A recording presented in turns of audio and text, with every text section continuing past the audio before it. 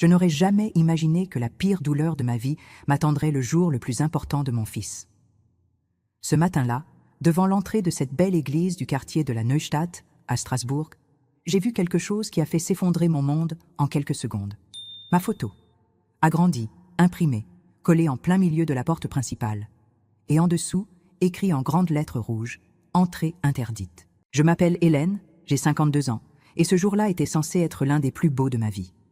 Le mariage de Mathieu, mon fils unique, le garçon que j'ai élevé seul après que son père nous a quittés quand il avait 8 ans. Depuis ce jour, c'était lui et moi contre le monde entier.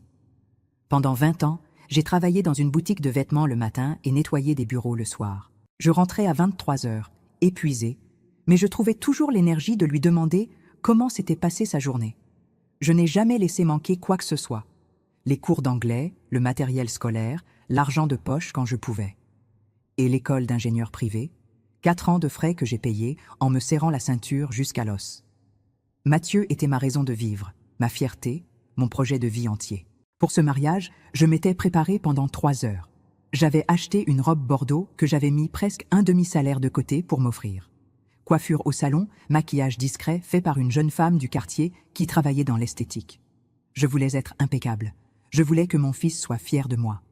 Je suis arrivée à l'église avec 1 heure d'avance. Le cœur battant d'émotion, j'imaginais déjà le sourire de Mathieu en me voyant. C'est là que j'ai vu la photo. Mon visage, avec ces mots horribles en dessous. Mes jambes ont tremblé. Ma vision s'est brouillée. L'air a disparu de mes poumons. Pendant quelques secondes, j'ai cru que c'était un cauchemar. Mais non, c'était réel. Ma propre photo m'interdisait d'entrer au mariage du fils que j'avais élevé avec tout l'amour que j'avais. Les invités ont commencé à arriver. Les regards se posaient sur moi, puis sur la photo, puis à nouveau sur moi.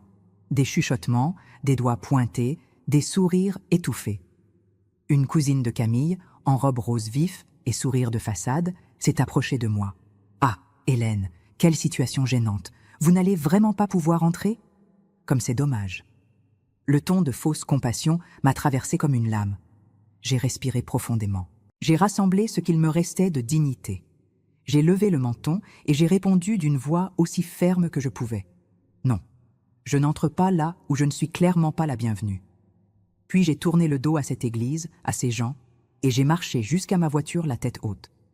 Chaque pas me coûtait tout ce que j'avais, mais je n'allais pas leur donner le plaisir de me voir m'effondrer sur ce trottoir. Mais avant de continuer, vérifiez si vous êtes déjà abonné à la chaîne et dites-nous en commentaire de quelle ville ou pays vous nous regardez.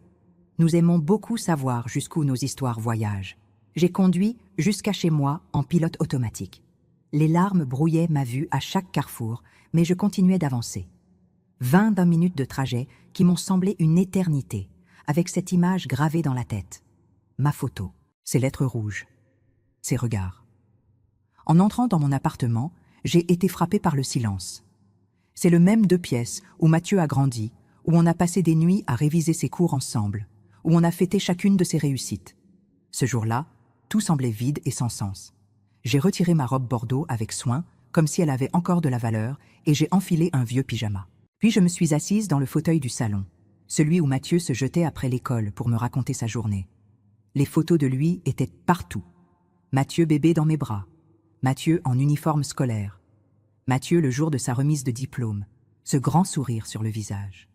Sur toutes ces photos, j'étais à côté de lui, toujours moi, dans les moments difficiles, dans les victoires, dans les décisions importantes, toujours moi qui étais là.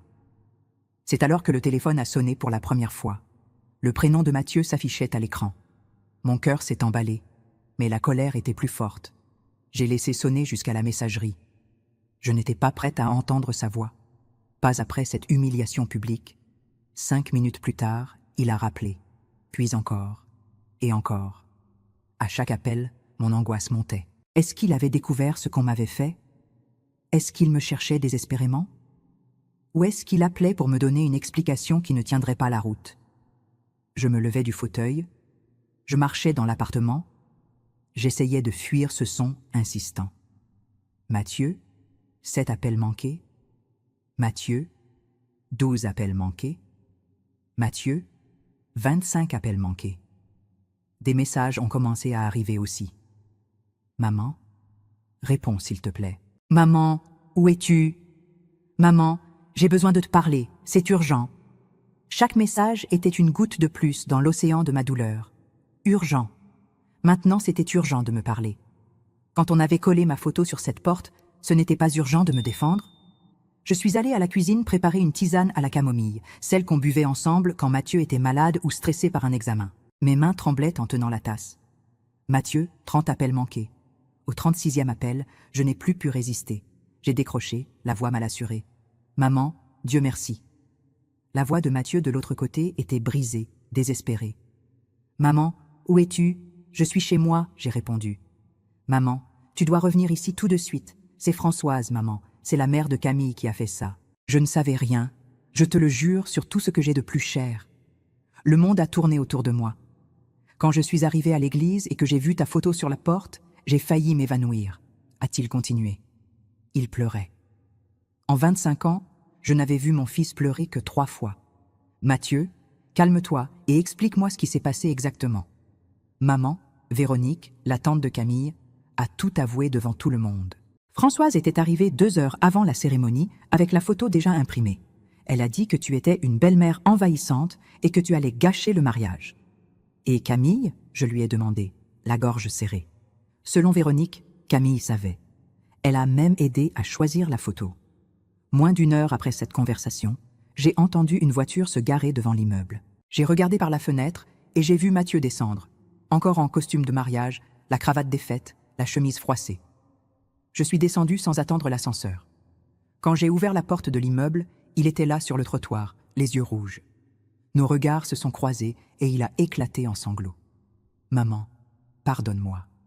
Pardonne-moi de ne pas t'avoir protégée. Il m'a serré si fort que j'arrivais à peine à respirer. Je suis un fils horrible. Vous avez travaillé toute votre vie pour moi et j'ai laissé faire ça. Je l'ai enlacé de toutes mes forces. Dans cette étreinte, j'ai senti que je ne l'avais pas perdu. Tout l'amour que j'avais mis dans cet enfant n'avait pas été vain. Tu ne savais rien, mon grand. Tu n'aurais pas pu empêcher ce que tu ne savais pas. On est monté à l'appartement.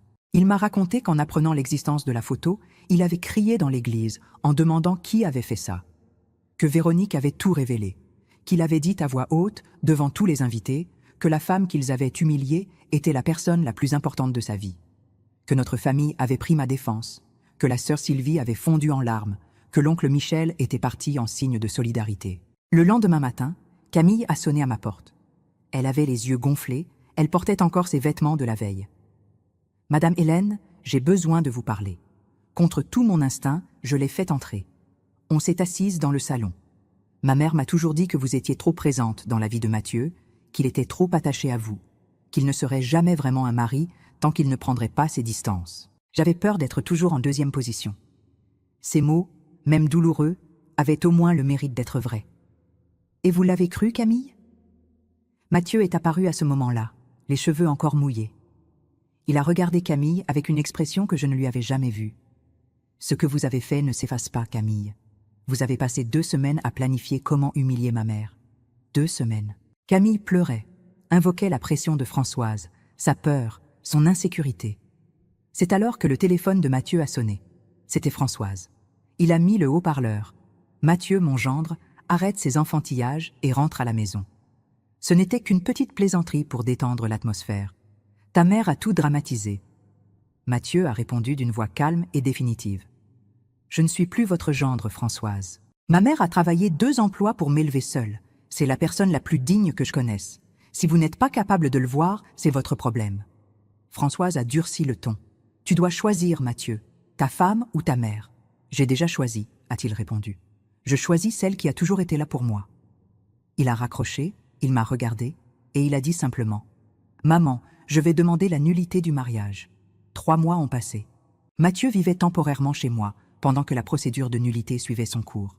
L'avocat avait expliqué que, compte tenu des circonstances et du dol manifeste de la famille de la mariée, la démarche serait relativement directe. On avait retrouvé une sorte de routine apaisante. Il partait tôt le matin sur ses chantiers en tant qu'ingénieur, rentrait en fin d'après-midi, on dînait ensemble, on parlait de tout et de rien. Un soir, il est rentré avec un visage que je ne savais pas comment lire. « Maman, Camille est passée à mon bureau aujourd'hui. Elle est enceinte. » Le temps s'est arrêté. J'avais les yeux fixés sur mon fils qui tenait sa tête entre ses mains. Elle a apporté tous les examens. Les dates concordent parfaitement. Alors, qu'est-ce que tu vas faire, mon grand? Une partie de moi est heureuse, maman. J'ai toujours voulu être père. Mais je ne veux pas passer le reste de ma vie à gérer Camille et sa famille. Et elle, qu'est-ce qu'elle veut? Elle veut qu'on reprenne ensemble. Elle dit que la grossesse a tout changé. Et si tu refuses, elle a laissé entendre que les choses pourraient devenir compliquées pour moi.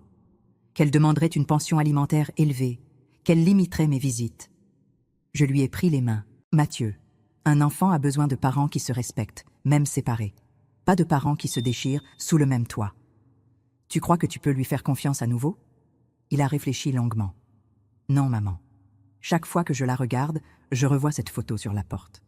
Ce soir-là, il a appelé Camille et lui a dit qu'il assumerait toutes ses responsabilités envers l'enfant, qu'il paierait une pension juste, qu'il voulait être présent, mais qu'il ne reviendrait pas. Lucas est né quelques mois plus tard. Mathieu était présent à l'accouchement et a assumé son rôle de père dès le premier jour, cherchant son fils les mercredis et les week-ends en alternance. Voir mon fils tenir ce petit garçon dans ses bras pour la première fois m'a serré le cœur d'une façon que je n'attendais pas. La vie avait décidé de nous offrir cette joie malgré tout. Environ 1 an après la naissance de Lucas, Mathieu nous a parlé de Claire. Il l'avait rencontrée dans la salle d'attente du cabinet pédiatrique où il emmenait son fils pour ses consultations. Elle était pédiatre, douce, avec un sourire sincère. Il l'a invitée à dîner chez moi un vendredi soir pour nous présenter. Dès qu'elle est entrée, j'ai senti que c'était différent. Claire m'a salué avec une chaleur genuinement naturelle. Elle avait apporté des fleurs et proposé son aide en cuisine sans qu'on lui demande. Pendant le repas, elle m'a posé des questions sur ma vie, sur Strasbourg, sur Mathieu enfant.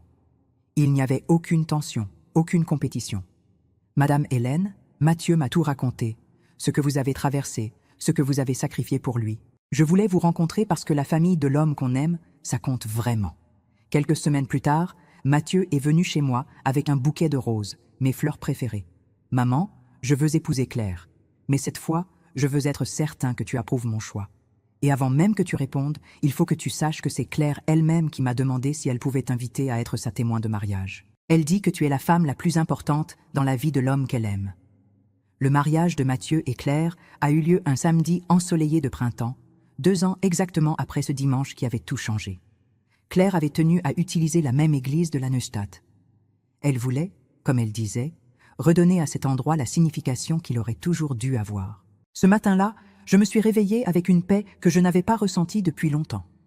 Claire avait envoyé une maquilleuse à domicile. Madame Hélène mérite d'être traitée comme une reine aujourd'hui, elle avait dit. Quand le travail a été terminé, la jeune femme m'a regardée et m'a dit « Vous avez l'air d'une maman rayonnante de fierté. » Et c'était exactement ce que j'étais.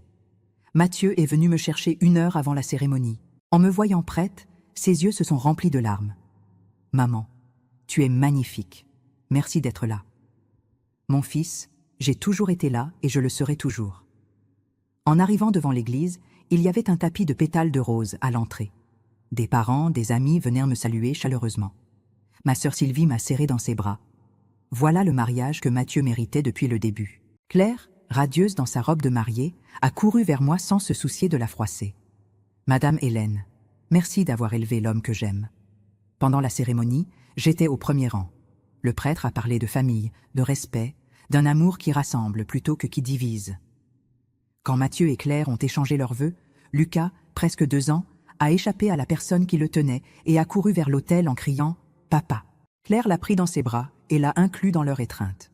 Toute l'assemblée a souri. Au moment des discours, Mathieu a pris le micro. Il m'a regardé directement. « Il y a 2 ans, maman, tu as vécu l'une des pires humiliations de ta vie. Cette douleur nous a appris ce qui compte vraiment. Tu m'as élevé avec des valeurs, et c'est grâce à toi que j'ai su reconnaître une femme de caractère quand elle s'est présentée. » Claire a pris le micro à son tour. « Madame Hélène, merci d'avoir fait de Mathieu l'homme qu'il est. Un homme qui protège ceux qu'il aime et qui sait ce que la gratitude veut dire. » Quelques mois après ce beau jour, Claire est venue me rendre visite seule, un matin. Elle avait l'air différente. Elle m'a annoncé qu'elle était à nouveau enceinte et que je serais la première à le savoir. Puis son visage s'est assombri. « Madame Hélène, il y a autre chose. Camille m'a contactée. Elle est malade. Un cancer de l'ovaire à un stade avancé. Les médecins lui donnent quelques mois. Elle m'a demandé si vous accepteriez de la recevoir. Le samedi suivant, Camille est venue chez moi. Quand j'ai ouvert la porte, je l'ai à peine reconnue. Elle était très amaigrie, pâle, un foulard sur la tête. Mais ses yeux avaient gardé cette intensité que je me rappelais. « Madame Hélène, merci de me recevoir. On a préparé un café et on s'est assise dans le salon. Le silence du début était lourd, puis elle a commencé à parler. Elle n'était pas venue pour parler d'elle-même, a-t-elle dit. Elle était venue pour Lucas et pour moi. Madame Hélène, je vais mourir bientôt. Et quand ce sera le cas, Lucas aura encore plus besoin d'une figure maternelle forte autour de lui. Claire est merveilleuse, mais une grand-mère ne se remplace pas. Ce que j'ai fait ce jour-là était impardonnable. J'étais jeune, immature, tellement influencée par ma mère. J'avais peur que Mathieu vous choisisse à ma place à un moment crucial. Alors j'ai laissé faire quelque chose d'horrible. Ces 5 années à élever Lucas seul m'ont appris ce que vous avez vécu en élevant Mathieu. Chaque nuit à le border, chaque problème à régler sans personne, chaque décision à prendre seule. J'aurais dû comprendre bien avant. Elle s'est alors agenouillée devant moi. « Madame Hélène, pardonnez-moi. Pardonnez-moi pour la cruauté, pour l'injustice, pour l'aveuglement. Promettez-moi d'être la grand-mère présente que je n'ai pas su être comme belle-fille. » Je me suis agenouillée à mon tour et je l'ai prise dans mes bras. « Camille, je vous pardonne. Je pardonne parce que nous sommes toutes les deux des mères, parce que nous sommes humaines, parce que tout le monde mérite une deuxième chance. » Camille nous a quittés 4 mois plus tard, par un matin d'hiver silencieux. J'étais à l'hôpital ce jour-là, tenant une de ses mains pendant que Mathieu tenait l'autre. Lucas avait dit au revoir à sa maman la veille, avec tout le courage qu'un enfant de 7 ans peut avoir. Au cimetière, Françoise s'est approchée de moi. Elle avait vieilli, les cheveux gris, le regard alourdi par quelque chose qui allait bien au-delà du deuil. « Hélène, je voudrais vous demander pardon à mon tour. C'est moi qui ai entraîné ma fille dans tout cela. » Sa fille lui avait déjà parlé de notre conversation. Elle pleurait. J'ai perdu ma fille. J'ai perdu des années avec mon petit-fils à cause de mon orgueil. Je ne veux plus perdre de temps avec des rancœurs. Je lui ai répondu simplement. Pour Lucas, on peut essayer. 5 ans ont passé depuis ce mariage parfait entre Mathieu et Claire. Lucas, 7 ans, m'appelle Mamie Hélène avec un amour qui me va droit au cœur. Léa a 4 ans, Théo 2 ans et demi, et la petite Inès vient de souffler sa première bougie. Je suis officiellement la mamie la plus gâteau du quartier, et je l'assume complètement. Un dimanche de repas en famille, Lucas m'a tiré par la main.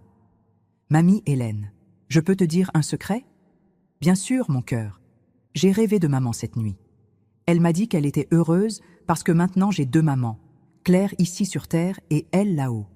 Et elle a dit aussi qu'elle t'avait demandé pardon et que vous étiez amis maintenant, parce qu'au paradis, il n'y a que de l'amour. » Je l'ai serré fort dans mes bras, les yeux brillants.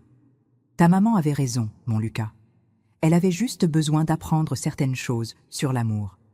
Et elle a appris. » Ce soir-là, seule dans ma cuisine en rangeant les dernières assiettes, j'ai pensé à tout le chemin parcouru. De cette photo terrible sur la porte de l'église jusqu'à ce dimanche rempli de rires d'enfants.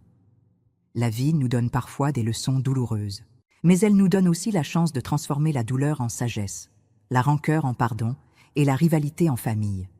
Certaines blessures, quand elles cicatrisent avec amour, nous rendent meilleurs. Si cette histoire a touché votre cœur, répondez ici dans les commentaires. À ma place, qu'auriez-vous fait ? N'oubliez pas de regarder la prochaine vidéo qui apparaît sur votre écran.